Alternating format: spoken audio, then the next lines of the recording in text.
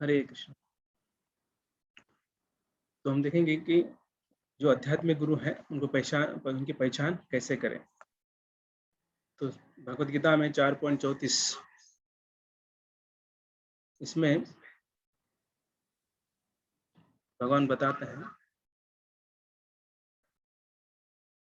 तद्विद्धि प्रणिप्रातेन परिप्रश्नेन सेवया उपदेक्षन्ति ते ज्ञानम ज्ञानिन तत्वदर्शिना। तो भगवान जो गुरु है उनके पास क्यों जाना है? तो जो भगवान है, सॉरी, जो भगवान के भक्त या जो गुरु है उनके पास जो है हमें 3 चीज़ों के लिए जाना चाहिए। तो एक है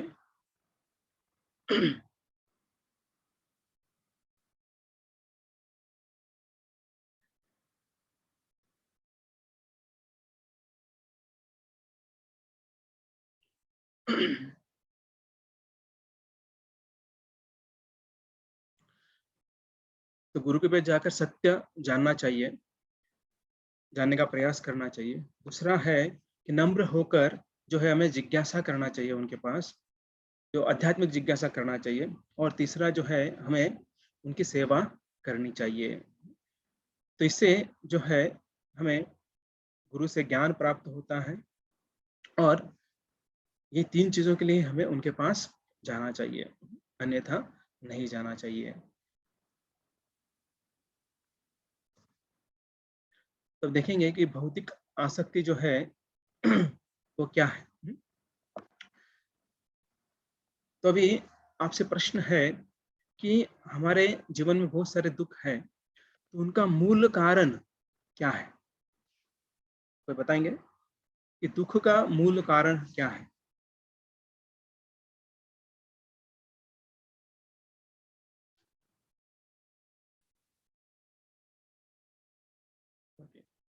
आसक्ति है, लेकिन कौन सी आसक्ति है? कर्म हमारे, ओके, भगवान से दूर जाना, आशाएं, हमारे पाप, भौतिक attachment, okay, enjoying mentality, okay, अहंकार, ओके, भौतिक इच्छाएं, इच्छा, बहुत अज्ञान, भौतिक चीजों में सुख मानना,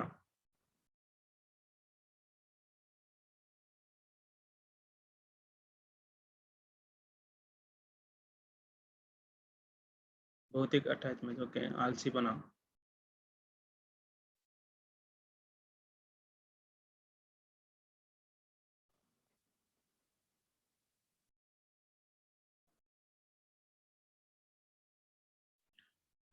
तो भौतिक आसक्ति जो है ये जो है हमारे दुख का मूल कारण है। तो यहाँ पर हम देखते हैं कि जो अर्जुन जो है वे जो है दुर्बलता के कारण, हृदय दौर्बल्य के कारण जो है अपना जो कर्म है, अपना धर्म है, अपना ड्यूटी जो है वो भूल गया था, या फिर वो उसमें कंफ्यूज हो गया था। तो वो अपने देख सकते कैसे बोला कि उनकी मन शांति जो है वो नष्ट हो गई है। उसे पता नहीं है कि अभी उसके लिए क्या सही है और क्या गलत है, तो उसको पता नहीं है।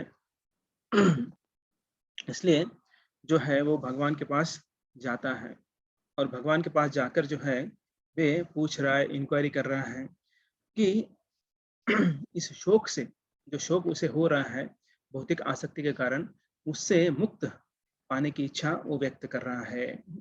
वो याचना करता है कि हालांकि जो है मेरी इच्छा तो नहीं है ये सब चीज़ें करने के लिए, आप जो बोल रहे हैं वो मैं वो पालन करने के लिए तैयार हूँ, लेकिन ये शोक मेरे अंदर आ रहा है, इसी कारण हृदय दौर्बल्य के कारण जो हृदय है वो दुर्बल हो गया है। इसके कारण जो अनिर्णय देने वाली जो कृपण मानसिकता जो है उसके कारण जो है ये शोक जो है मैं कर रहा हूँ। तो ये जो है कृष्ण जो है फिर उसको बताते हैं पूरी भगवत गीता, उसके बाद जो है वो बताते हैं। तो भी 2 प्रकार के व्यक्ति होते हैं, एक होता है कंजूस, एक होता है बुद्धिमान व्यक्ति। तो कंजूस व्यक्ति है ना, कंजूस मक्खी चूस ऐसा बोलते हैं ना, तो ये कंजूस व्यक्ति कौन होता है?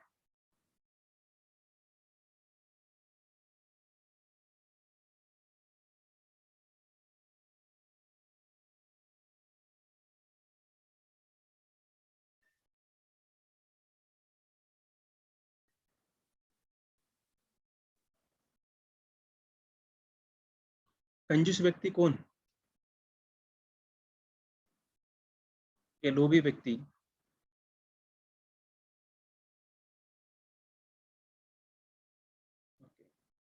लोभी व्यक्ति,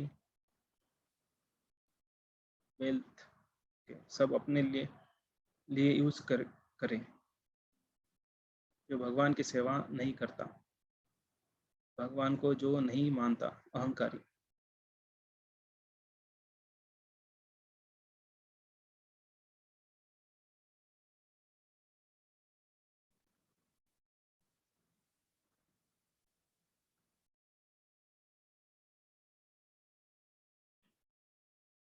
तो देखते हैं कि जो कृपण व्यक्ति जो होता है वो देहात्म बुद्धि के वश में आने के कारण क्या करता है, वो भगवान की तरफ जो है ध्यान देता नहीं है, आध्यात्मिक जीवन की तरफ ध्यान नहीं देता है, तो उसे बोलते हैं कृपण व्यक्ति।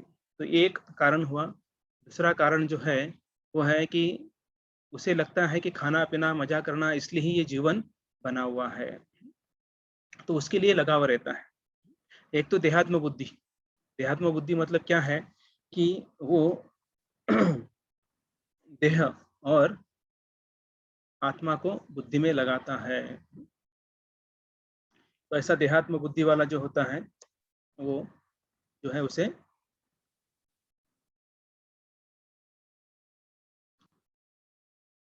देहात्म बुद्धि या फिर कृपण बोलते हैं। देह और आत्मा, जो बुद्धि और आत्मा को देह के सेवा में लगाता है उसे कंजूस या कृपण बोलते हैं। करेक्ट। वो अपने परिवार के ही सुख में या परिवार से ही सुख पाने में जो लगा हुआ है, भगवान की भक्ति नहीं करता है, ऐसे व्यक्ति को जो है कृपण कहा जाता है। और ये पूरा जो जीवन है, खाना पीना मौज करना मस्ती करना, उसे लगता है कि यही जीवन है, इसके अलावा कोई जीवन नहीं है। वो प्लानिंग करते रहता है दिन भर, सुबह उठने से रात को सोने तक, सुबह से लेकर रात तक जो है सभी उसके दिमाग में क्या रहता है कि कैसे मैं अपने इस शरीर को आनंद दूं। उसका पूरा सेंटर जो होता है, केंद्र बिंदु जो होता है वो शरीर होता है। और पूरा जो उसके जो सगे संबंधी है उनसे घिरा हुआ रहता है। हमेशा जो है वो पैसों के पीछे लगा रहता है, कैसे जब हमेशा भरी रहे, कभी खाली ना हो। तो ऐसे इनके जो अधीनता के वश जो है खुद को भौतिक उपलब्धियों की प्रशंसा सुनकर वो मदनमंत हो जाता है। मतलब वो जो उपलब्धियां प्राप्त करता है, भौतिक चीजें, घर हो, बंगला हो, गाड़ी हो, पैसा हो, नाम हो, पोस्ट पोजिशन हो, जब इसको प्राप्त करता है तो उसे वो जब लोग बोलते हैं उसे, उसका गुणगान करते हैं तो उसे अच्छा लगता है।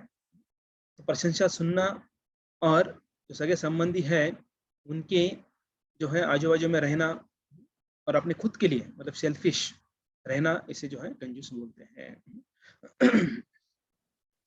तो अभी देखिए कि कैसे जो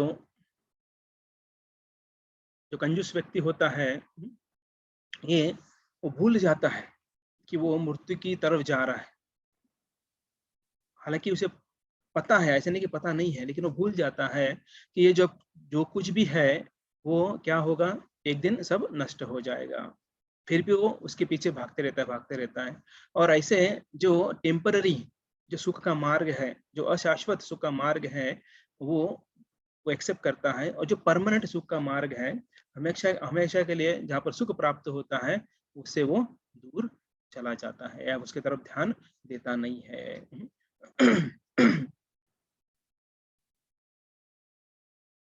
तो अभी हम देखेंगे कि कैसे एक बच्चा होता है, उसको आप चॉकलेट दो,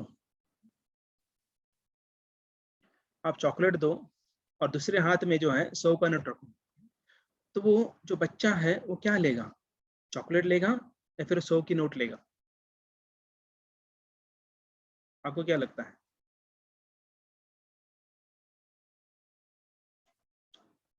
ओके, चॉकलेट लेगा।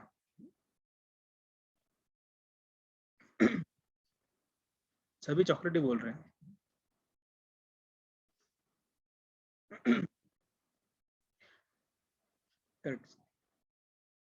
शायद आप लोगों भी किसी ने चॉकलेट या फिर रुपए ऑफर किया होगा तो आपने चॉकलेट लिया होगा, करेक्ट?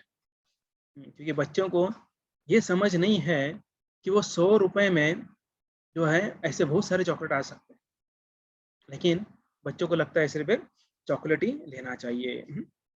तो ऐसा जो है ये बच्चा हम देखते हैं कि कैसे सिर्फ चॉकलेट की तरफ वो क्या करते हैं, ध्यान देता है, और जो 100 रुपए का नोट है उसकी तरफ वो ध्यान देता नहीं, या फिर वो लेता नहीं है, क्योंकि उसे उतनी बुद्धि नहीं है कि वो 100 रुपए लेने से हमें और ज़्यादा चॉकलेट्स आ सकते हैं। तो वैसे ही हम देखते हैं इस भौतिक जगत में लोग जो है वे जो है टेम्पररी हैप्पीनेस या जो क्षणिक सुख के लिए जो है वो उसे प्राप्त करने के पीछे लगते हैं, लेकिन वो पता नहीं कि इस 100 रुपए लेंगे या फिर जो परमानेंट जो सुख है वो हमें प्राप्त करना चाहिए।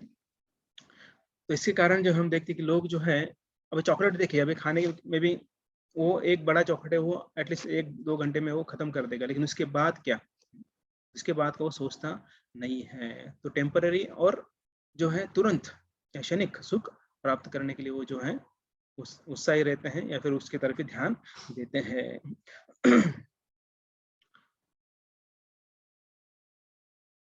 तो ये बालक और 100 रुपए हैं। तो हम देखते कैसे फिलहाल तो हम बालक या बालिशपना करते हैं सुख प्राप्त करने के लिए, मूर्खता की वजह से हम उस चॉकलेट की तरफ आकर्षित हो जाते हैं।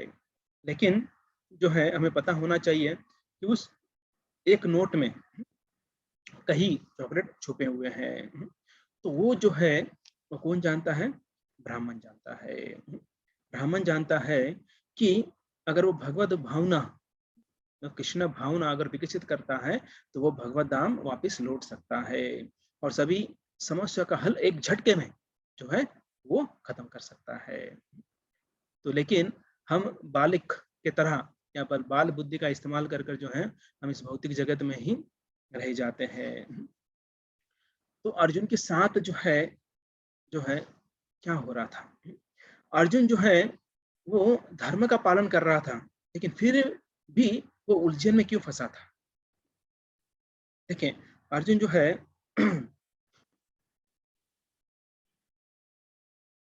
बुद्धिमान होने के कारण वो जो है वो समझ गया था कि जो उसके भाई लोग हैं उन्होंने कौन सा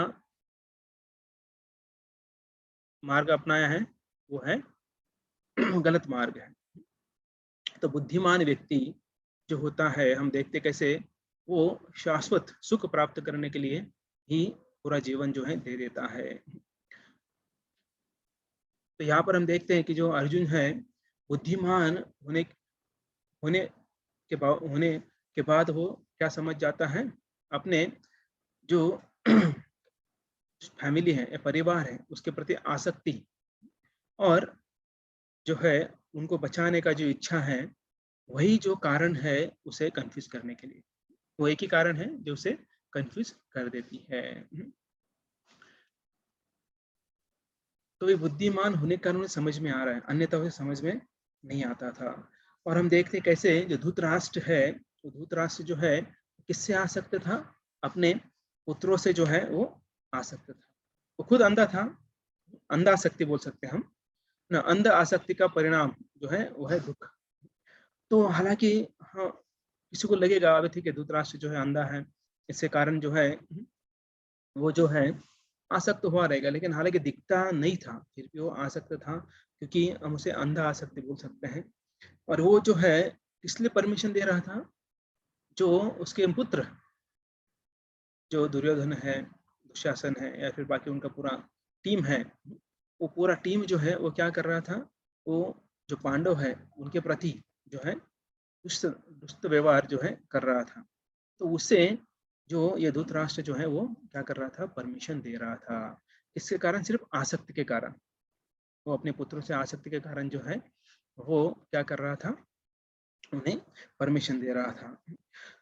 लेकिन देखिए जो पांडव हैं ये लोक कल्याणकारी थे, वे भगवान के भक्त थे और उन्होंने जो वनवास भोगा ईमानदारी से भोगा। कुछ वहां पर जो है उन्होंने कुछ चीटिंग नहीं की। तो तब उसके बाद जो है, जो भगवान है, जो धर्माधिकारी हैं, कृष्ण के पास गए और उनसे जो है मार्गदर्शन कर माँगने लगे और वो कृष्ण जो उनको मार्गदर्शन करने लगे।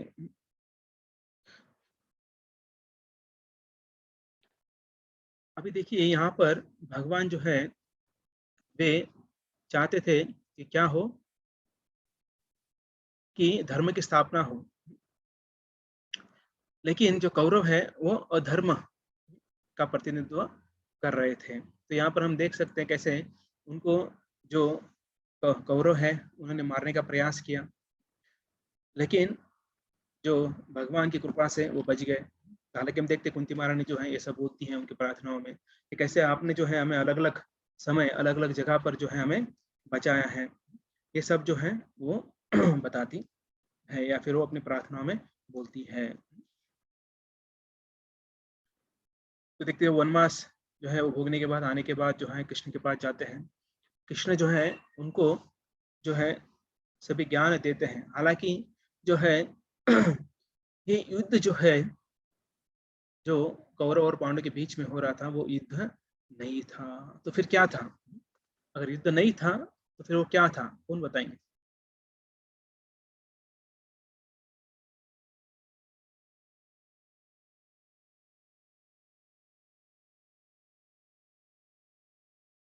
और उस युद्ध में अगर हम देखते हैं कि अब युद्ध नहीं है, लेकिन जो अधर्मी लोग थे, वे पूरे दुर्योधन से हाथ मिलाए थे। दुर्योधन के पास आकर जो है उनका साइड लेकर जो है जो पांडव है उनके विरोध में वो लड़ रहे थे। लेकिन अगर हम बोलते हैं कि वो युद्ध नहीं था, तो फिर क्या था? क्लैश ऑफ ईगो, अहंकार का टक्कर।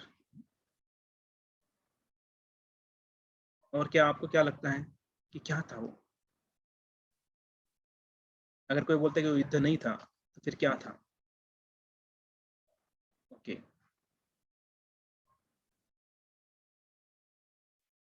हमारे लिए शिक्षा देने की लीला। तो भगवान ने बहुत सारी शिक्षाएँ दी उससे, उस युद्ध से। उसके बारे में हम चर्चा करेंगे बाद में। तो ये जो था, वो था ओके, क्या सही है, क्या वो गलत है? ओके, हमारे जैसे बद्ध जीवों का उद्धार करने के लिए वो रास्ता बता रहे हैं उस युद्ध से। हाँ, ये भी सही है क्योंकि भगवद गीता भगवान ने वहाँ पे बताई है, तो उससे हमें रास्ता मिला है। हमारा मैनुअल वो हमें प्राप्त हुआ है। करेक्ट। तो ये युद्ध जो है, वो युद्ध नहीं था, लेकिन धर्म की स्थापना थी और अधर्म का नाश था। अगर आप देखिए कि वहाँ पर अगर जो अधर्मी लोग हैं, जो अधर्मी लोग हैं, उनका क्या हो रहा है? यहाँ पर पूरा नाश हो रहा है। वास्तव में एक जो सिंपल या साधा युद्ध नहीं, वो धर्म युद्ध था। तो हालाँकि हम देखते हैं कि अर्जुन जो है वो क्या हो रहा था, कन्फ्यूज़ हो गया था कि अभी मैं युद्ध करूँ या ना करूँ। क्यों? क्योंकि देहात्म बुद्धि से आसक्त होने के कारण, अपने परिवार से वो आसक्त हो गया था। वो सोच रहा था मैं कैसे मारूँ अपने परिवारजनों को, अपने गुरु को। तो तब जो है ये फिर कन्फ्यूज़ होकर किसको मिलते हैं? कृष्ण को बोलते हैं कि मुझे आप क्या करो? मार्गदर्शन करो। तो मार्गदर्शन जो है कृष्ण करते हैं। तो देखिए यहाँ पर अभी भगवान क्या बोल रहे हैं कि मारो, लेकिन अर्जुन क्या बोल रहा है कि मुझे मारना नहीं है। क्यों नहीं मारना है? क्योंकि मेरे सगे संबंधी हैं, मेरे पिता समान जो है, मेरे चाचा हैं, मेरे भाई हैं, चचेरे भाई हैं, उसके बाद मेरे गुरु हैं, पितामह हैं। तो ये सब लोगों को, जो मेरे सगे संबंधी, उनको मैं कैसे मार सकता हूँ? तो ऐसा जो है वो बोल रहा था।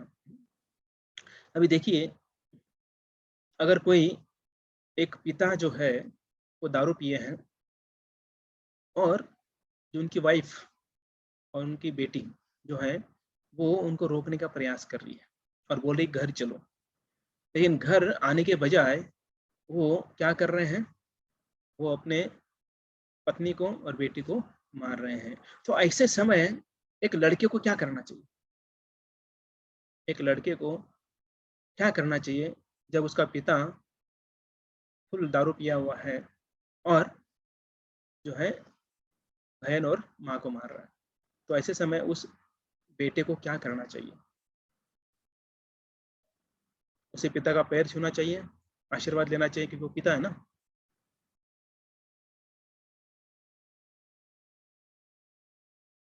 या फिर यहाँ पे ओके, अपने पिता से लड़ना चाहिए। पिताश्री कैसे लड़ेंगे? पिताश्री तो जिन्होंने हमें जन्म दिया है, जिन्होंने पाल पाल पोस कर हमें बड़ा किया है, तो उनका तो क्या होगा? अपमान हो जाएगा ना।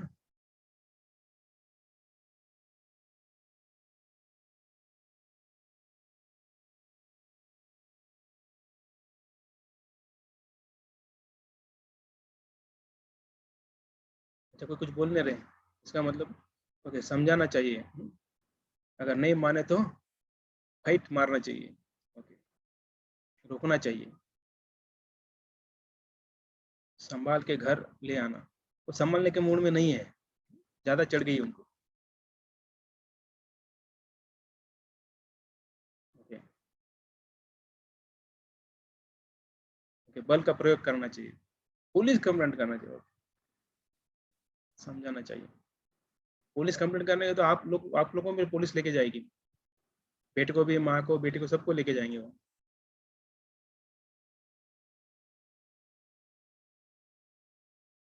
ओके, पिताजी को छोड़कर झगड़ा रोक कर घर जाना चाहिए, लेकिन सुन नहीं रहे पिताजी। ओके,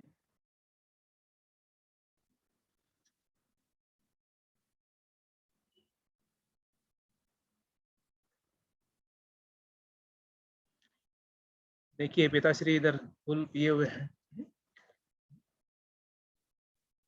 तो दो ऑप्शन है, आपने ऑलरेडी बताया है बहुत सारे वक्तों ने, कि फाइट करना चाहिए। तो उनके एक श्री मुख में एक लगा जाना चाहिए, जब उनका उतर जाएगा दारू तो उनको वहां से उनको पकड़कर घर पे लेके आना चाहिए।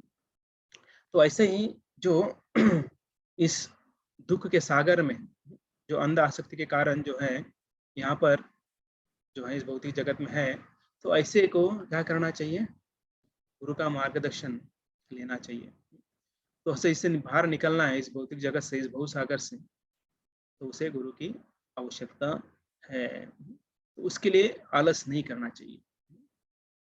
जनरली क्या होता है, भजन में आलस, भोजन में हुशार, ऐसा होता है, लेकिन ऐसा नहीं करना चाहिए।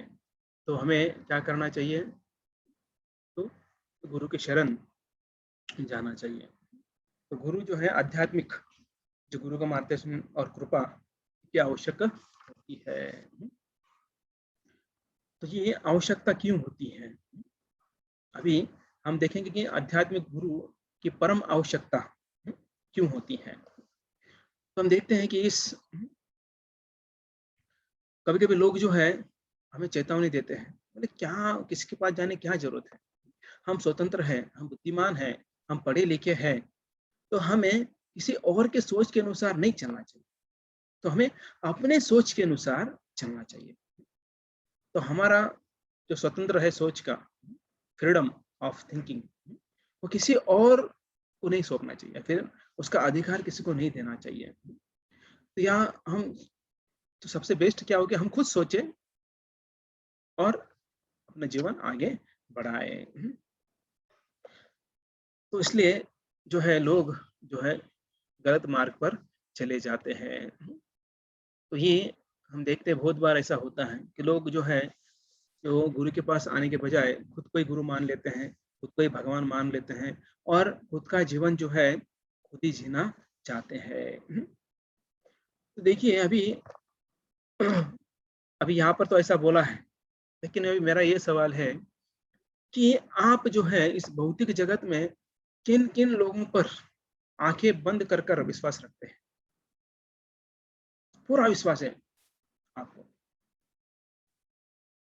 आपको कोई डाउट ही नहीं आएगा उनके ऊपर। ओके, माता पिता, आई बाबा, ओके,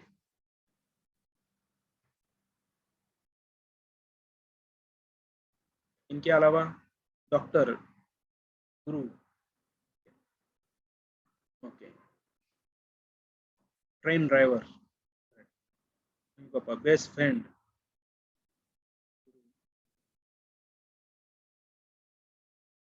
पहले भौतिक जगत बताइए, भौतिक जगत में हम किनके ऊपर अंधविश्वास या फिर आंखें बंद कर हम विश्वास रखते हैं? आध्यात्मिक का बाद में देखते हैं। Pilot, correct. फ्लाइट में बैठने के बाद पूछते नहीं पायलट तेरे पास लाइसेंस है क्या? माता पिता, सीए, कंपनियन, ओके कंपेनियन, ओके डॉक्टर। भगवान नहीं, नहीं भौतिक बताइए, आध्यात्मिक मत बताइए। ओके वकील, और कौन है? ओके डॉक्टर, ओके नावी, शिक्षक।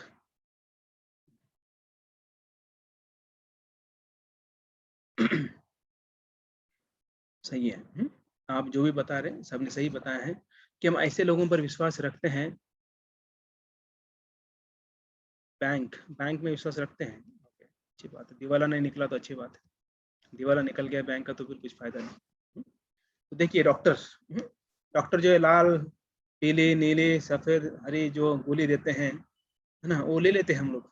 अलग अलग प्रकार के जो रंग, उसके अंदर क्या भरा है हमको तो पता नहीं। कि हम अभी जानेंगे भी तो क्यों जानेंगे, उसमें अंदर जाते नहीं हैं। हम बोलते हैं कि तबीयत ठीक नहीं है, डॉक्टर गोलियां देता है, लिख के देता है, तो जाकर हम मेडिकल से ले लेते हैं और जो है वो उसको खा जाते हैं।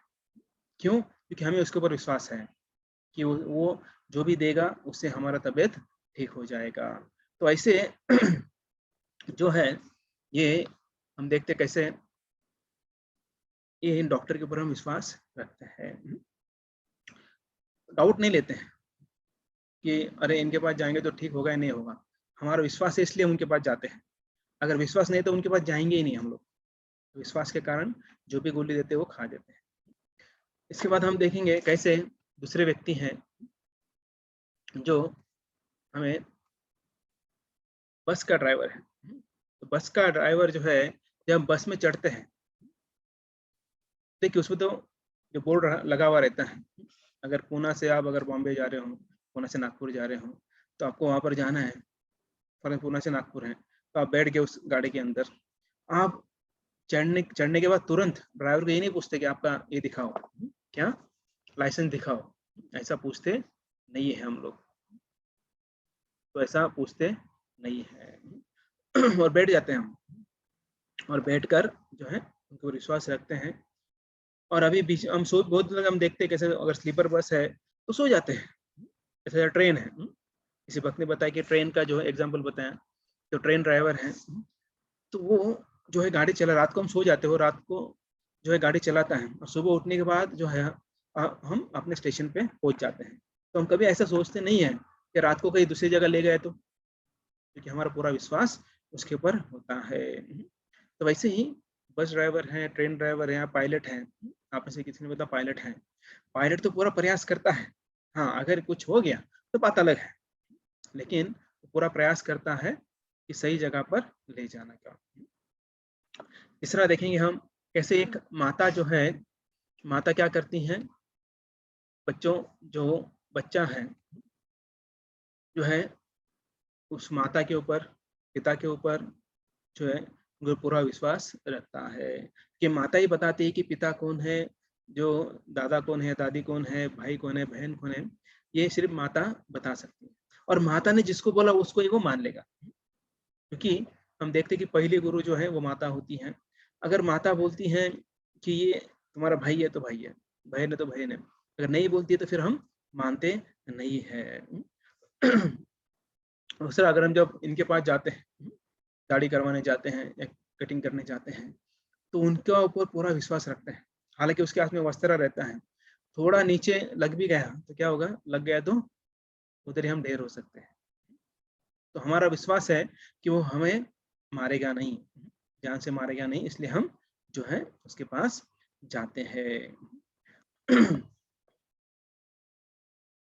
और हम देखते कैसे जो बोर्ड होता है एसएससी जो है, सीबीएसई या आईसीएसई जो है, तो ये जो भी जो है ये देते हैं, पुस्तिकाएं देते हैं, तो उसके ऊपर हम पूरा विश्वास रखते हैं और उसका ही पढ़ाई करते हैं। तो ऐसा नहीं है कि अभी अरे हाँ उन्होंने दिया है तो पता नहीं आएगा नहीं आएगा, ऐसा नहीं, क्योंकि वो क्या है, ऑथोराइज्ड है। इसके कारण जो है हम उसके ऊपर विश्वास रखते हैं, पढ़ाई करते हैं और एग्जाम देते हैं। तो इतना ही नहीं कि हम देखते कैसे अगर किसी को सीखना है, डांस सीखना है, म्यूजिक सीखना है, कुछ एक्सरसाइज योगा सीखना है, कराटे सीखना है, या फिर स्कूल कॉलेज में जाना है, तो उस जगह पर हमें किसकी ज़रूरत होती है? मार्गदर्शक की, शिक्षक की, गुरु की आवश्यकता होती है। तो सोचिए अगर हमें इन सब की अलग-अलग जगह पर ज़रूरत पड़ती है, तो ये तो भौतिक चीज़ें हैं। हम जो है भौतिक चीज़ें बोल रहे हैं। तो अभी देखिए अभी हम जो कॉलेज के स्टूडेंट्स हैं, तो वो लोग जो है नोट्स लेते हैं, इधर-उधर से जमा करते हैं। हाँ, क्योंकि कॉलेज में जाते नहीं, कॉलेज में हम देखते हैं बहुत सारे जो हैं इधर-उधर दूसरा ही एक्टिविटीज़ में बिज़ी रहते हैं। तो नोट्स जो है इधर-उधर से वो जमा करते हैं, फिर खरीद लेते हैं और उसको पूरा याद कर लेते हैं। पूरा याद करते हैं और उसके बाद जो है एग्ज़ाम में लिख कर डिग्री प्राप्त करते हैं। तो बहुत सारे ऐसे जो विद्यार्थी होते हैं उनको लगता नहीं है कि हमें जो है किसकी आवश्यकता है? शिक्षक की आवश्यकता है, ऐसा लगता नहीं है उनको। लेकिन ऐसा होता नहीं है, अगर शिक्षक नहीं है तो बहुत सारे डाउट्स हमारे क्लियर नहीं होंगे। तो रट कर या फिर कॉपी कर नकल कर जो है हम पास हो जाएँगे, लेकिन वो ज्ञान अच्छी तरह से प्राप्त नहीं होगा। तो इसलिए हम देखते हैं कि जो आध्यात्मिक जीवन जो है गंभीर व्यापार है। It is a serious business. तो आध्यात्मिक जीवन जो ऐसा ही नहीं है, जो है ना कुछ कॉपी कर लिया या रट्टा मार लिया तो आगे जाएँगे, ऐसा नहीं है। तो एक सीरियस बिज़नेस है, तो वो हमें गंभीरता से ही लेना चाहिए और जो है हमें उस सत्य का खोज जो है अपने बुद्धि से करना चाहिए और एक प्रामाणिक गुरु की आवश्यकता उसके लिए होती है। तो ये प्रामाणिक गुरु जो है होते हैं, तो अभी देखिए बहुत लोगों के मन में ऐसा विचार आ सकता है कि ऐसे प्रामाणिक गुरु कहाँ ढूँढना है? और गुरु की आवश्यकता ही क्यों है? अगर किताबें हैं, किताबें पढ़कर हम जो हैं क्या करते हैं? हम एग्ज़ाम दे सकते हैं, पास होके डिग्री जो है हासिल कर सकते हैं और ऐसे कर रहे हैं लोग। डिस्टेंस लर्निंग होता है या फिर जो है ना? ऐसे बहुत सारे जो कोर्सेज़ होते हैं, जहाँ पर आपको अटेंड करने की ज़रूरत नहीं है।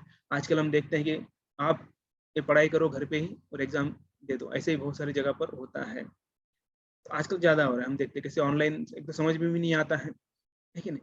तो देखिए इससे भी एक पता चलता है कि गुरु की कैसे आवश्यकता होती है। आज सुबह ही एक बच्चे को मैं बात कर रहा था बच्चे से, बोले कि जो है स्कूल अब अटेंड क्यों नहीं करते? बोले कुछ समझ में नहीं आता है, ऑनलाइन चल रहा है, समझ में नहीं आता है। और फिर मैंने बोला फिर कौन समझाता है? बोले मम्मी समझाती है।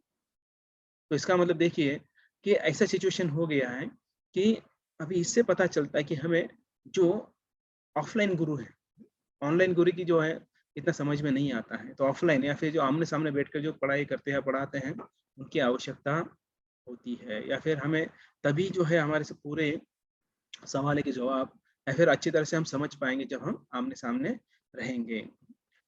तो भी आमने-सामने रहना है, इसके लिए जो है कौन एग्ज़ाम्पल सेट करता है? भगवान एग्ज़ाम्पल सेट करते हैं। तो आप बताइए कि जो कृष्ण है, वो पढ़ने के लिए कौन से स्कूल में गए थे और किनके गुरुकुल में गए थे?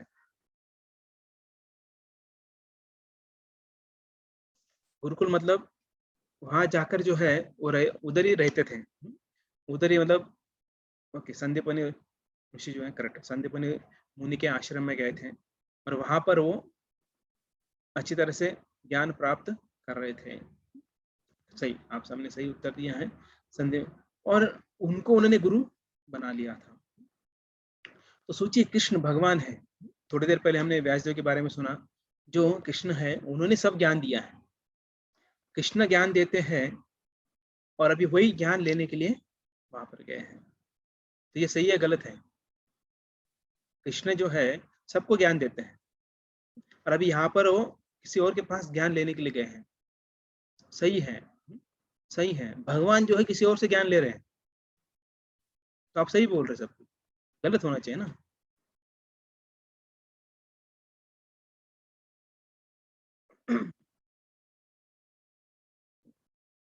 Trying to set example. सही है बोल रहे हैं। तो इसलिए सही बोल रहे हैं आप, उसका कारण क्या है? बहुत सारे लोग सही बोल रहे हैं, तो उसका रीज़न क्या है सही सही बोलने का?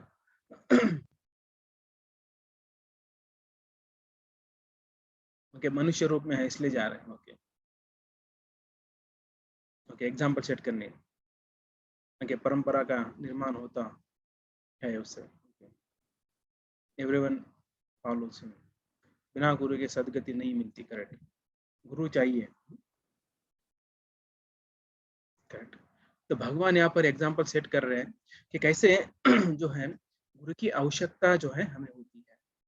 और वो एग्ज़ाम्पल सेट करने के लिए जो है क्या कर रहे हैं, भगवान खुद गुरुकुल जा रहे हैं। सोचिए भगवान कहाँ रह रहे हैं? जंगल में जाकर रह रहे हैं, जहाँ पर जो है खुद का काम खुद को करना पड़ता है। खुद के बर्तन धोने पड़ते हैं, जो और जो कुकिंग होता है, जो कुकिंग होता है, जो वो उसके लिए वो क्या करते थे, जंगल में जाकर लकड़ियाँ जमा करके लेके आते थे। और जो भी गुरु माता बोलती हैं, गुरु बोलते हैं, वो सुनना पड़ता है। तो वही कृष्ण देखो जब द्वारका में उनकी कितनी रानियाँ थीं? 16,108 रानियाँ थीं और उनके और दासियाँ। सोचिए कितने लोग, अगर एक रानी की अगर हम 10-10 दासियाँ भी पकड़ेंगे तो कितना हो गए? 16,108 इंटू 10। देखिए लाखों दासियाँ, दास जो है उनकी सेवा में रहते हैं या फिर थे या फिर बाद में रहते हैं। तो ऐसे राजा जो बनने वाले या फिर भगवान जो अनंत कोटि ब्रह्मांड नायक हैं, तो ये जो है वैसे जो लाखों दासों जो सेवा कर रहे हैं उनकी, तो वो क्या कर रहे हैं, वहाँ जाकर अपने गुरु की सेवा कर रहे हैं विनम्रता से। तो ऐसा कभी नहीं बोले कि मुझे सब कुछ आता है, मैंने तो दिया है सब कुछ, तो आपको जो है मुझे बताने की ज़रूरत नहीं, ऐसा कभी बोले नहीं है। तो जो पहला हमने श्लोक देखा, तद्विद्धि प्रणिपातेन परिप्रश्न सेवया, तो वो उसका जो है तंतोतंत पालन यहाँ पर कर रहे हैं और एग्ज़ाम्पल सेट कर रहे हैं कि हर एक व्यक्ति को जीवन में गुरु, आध्यात्मिक गुरु की आवश्यकता होती है। तो भगवान अभी आगे जाकर ऐसा कोई ना बोले कि भगवान आए थे, उन्होंने तो कभी गुरु एक्सेप्ट नहीं किया, वो तो सिर्फ गुरु बने, खुद तो कभी लिया नहीं। तो ये एक्चुअली हम देखेंगे जब भगवद गीता अच्छी तरह से पढ़ेंगे हम लोग, तब अर्जुन जो है ये प्रश्न उठाता है, बोले आपने अपने गुरु को नहीं मारा और मुझे मेरे गुरु को मारने के लिए बोल रहे हैं, जो उनके गुरु थे द्रोणाचार्य। तो ये सवाल अर्जुन बाद में उठाएगा, हम देखते हैं जैसे ये भगवद गीता आगे जाती है तो उसमें हम चर्चा करेंगे। तो लेकिन भगवान जो है वो सिखाते हैं कि जो भी अधर्म कर रहा है तो उसे जो है अर्जुन को बोल रहे कि उसे नष्ट, या फिर देखो गुरु को ऑप्शन था कि धर्म के साइड में आए या अधर्म के साइड में। तो अगर वो अपना गलती मानकर धर्म के साइड में आते हैं तो मारने की जरूरत नहीं थी। लेकिन यहाँ पर हम देखते कैसे जो है द्रोणाचार्य अधर्म के साइड में थे, इसलिए जो है उनको अर्जुन को मारना पड़ा। तो कृष्ण यहाँ पर एग्जाम्पल सेट कर रहे हैं। तो अभी जो है इनके साथ, तो इनसे हम क्या सीखना चाहिए भगवान से, कि हमें भी जो है गुरु को एक्सेप्ट करना चाहिए। अभी आप बोले गुरु को एक्सेप्ट करना चाहिए तो वन में जाना चाहिए, तो वन में जो है गुरु मिलेंगे, तो वन में गुरु मिलेंगे तो वहाँ पर जो बोलेंगे वो करना चाहिए। तो अभी आजकल के इस मॉडर्न तथा कथित आधुनिक युग में ये पॉसिबल है क्या?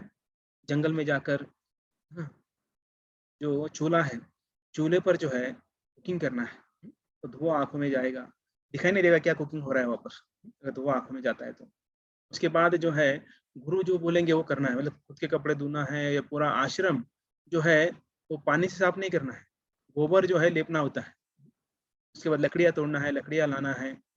और कभी-कभी ऐसा बरसात के समय जो है, जो कुटियाँ होती हैं, उससे जो पानी आता है, तो वो पानी ना आए इसके लिए वो इंतज़ाम करना है और हर साल करना पड़ता है। ऐसा मत सोचिए घर बाँध दिया तो कई सालों-साल वो चलते रहेगा, तो वहाँ पर ऐसा नहीं होता है। कुटियाँ होती हैं, तो हर साल उसका मेंटेनेंस करना पड़ता है। क्योंकि जो घास होती है, घास के से वो बनाते हैं और ऐसा बनाते हैं कि उससे पानी नहीं आता है। वो सिस्टम होता है। अभी कोई तो सोचेगा, अरे घास लगाएँगे तो पानी तो आएगा ना। लेकिन कुछ दिनों तक अच्छा रहता है, उसके बाद फिर पानी आने लगता है, तो उसके लिए और हमें क्या करना पड़ता है, उसका मेंटेनेंस करना पड़ता है।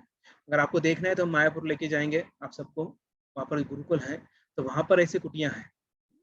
तो वहाँ पर जो है वैदिक पद्धति का वो वहाँ पर पालन करते हैं। तो रात को रात होते ही सो जाते हैं, सुबह बहुत जल्दी उठ जाते हैं, ब्रह्म मुहूर्त को उठ जाते हैं। खुद का हम देखेंगे, खुद का जो बच्चे छोटे-छोटे बच्चे हैं, जैसे 6 साल के, 7 साल के, जैसे यहाँ पर हम देखते हैं राम है या फिर जो जय है, तो ऐसे जो छोटे, या कृष्ण है, जो ऐसे जो छोटे-छोटे बच्चे हैं, वो वहाँ पर खुद का खाना खुद खुद बनाते हैं, खुद के कपड़े खुद धोते हैं। तो ये जब हम आपको लेके जाएँगे मायापुर, तो वहाँ पर हम दिखाएँगे आप लोगों को। तो कृष्ण जो है एग्ज़ाम्पल सेट कर रहे हैं हमारे लिए। अभी देखिए, अभी राम, अभी देखो कृष्ण तो ठीक है, कृष्ण को हम बोल सकते हैं ठीक है, वो तो है ना, कहाँ जन्मे? जेल में जन्मे।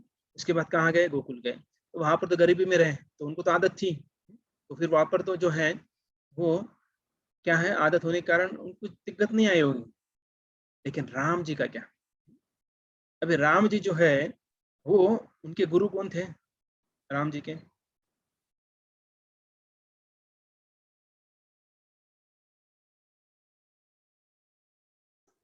भगवान श्री राम जी के गुरु कौन थे?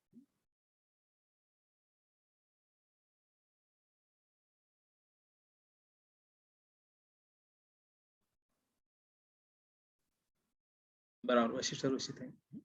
और विश्वामित्र मुनि क्या थे? वो गुरु नहीं थे क्या? बाद में थे, ओके, पहले नहीं थे। वो भी थे, करेक्ट, दोनों।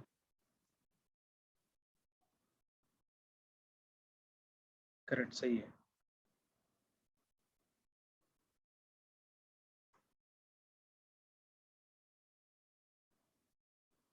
तो जो वशिष्ठ मुनि है, वे भी जो है उन श्री राम जी को क्या है, शिक्षा देते हैं, और अपना शिष्य उनको स्वीकार करते हैं। और भगवान राम भी जो है वो उनको जो है शिष्य व शिष्य खुद को मानते हैं। और हम देखते कैसे जो यहाँ पर हम देखते कैसे जो है सभी शिक्षाएं जो है उनसे प्राप्त करते हैं। विश्वामित्र मुनि जो है वो भी बाद में जाकर जो है अलग अलग शिक्षाएं उनको देते हैं। और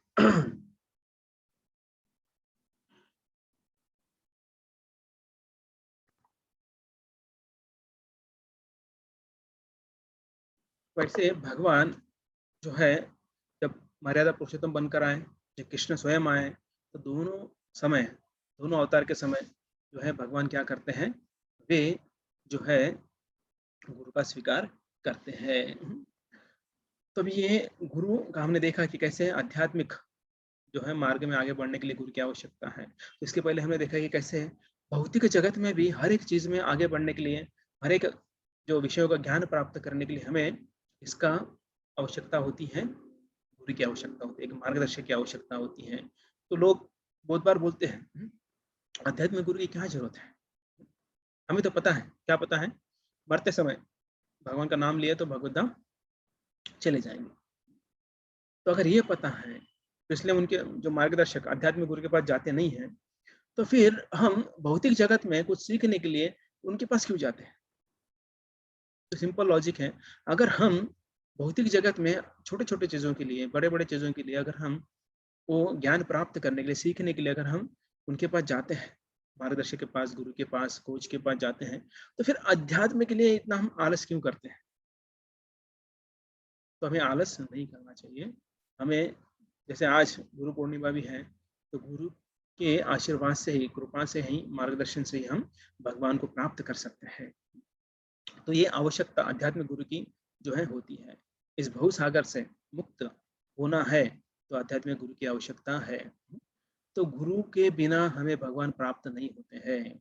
तो इसलिए ज़रूरी है कि इस दुःख से, हाँ, अगर आपको इस दुःख से मुक्त नहीं होना है, इस सुख-दुःख के जन्म-मृत्यु के चक्कर से मुक्त नहीं होना है, कि तो आपके लिए कंपल्सरी नहीं है, तो आपके पास पूरा स्वतंत्र है, गुरु को नहीं स्वीकार सकते आप, मतलब आप नहीं स्वीकारते भी चलेगा। लेकिन जिसे इस सुख-दुःख से मुक्त होना है, जन्म-मृत्यु के चक्कर से निकलना है, इस भवसागर को पार करना है, तो गुरु की आवश्यकता है। तो आप में से कितने लोगों को इस भवसागर से निकलना है? अगर निकलना है, तो आध्यात्मिक गुरु का आपको क्या करना है? स्वीकार करना है। तो अभी हम कल जो है देखेंगे सच्चा और झूठा जो गुरु का पहचान है, तो वो हम देखेंगे कल।